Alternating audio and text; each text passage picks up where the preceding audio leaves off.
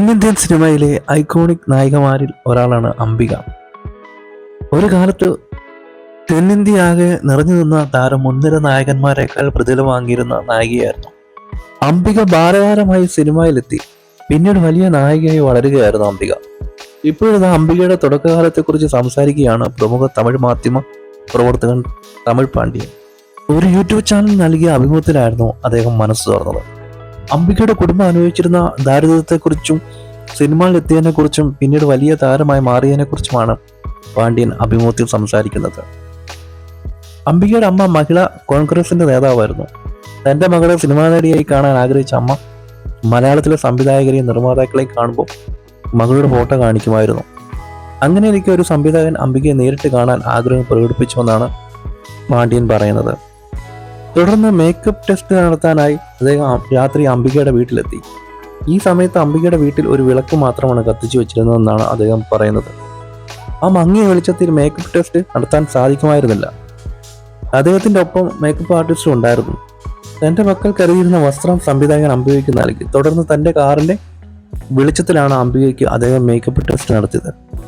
അത്രയും പാവപ്പെട്ട കുടുംബമായിരുന്നു അംബികയുടേത്. അവിടെ നിന്നും തമിഴും മലയാളവും അടക്കി ഭരിക്കുന്ന നായികയെ അംബിക വളർന്നുവെന്നാണ് പാണ്ഡ്യൻ പറയുന്നത്.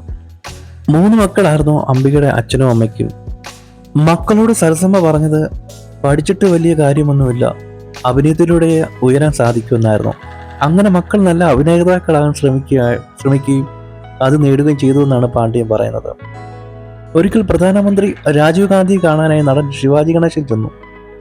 ഇരുവരും തമ്മിൽ വളരെ അടുപ്പത്തിലുമായിരുന്നു.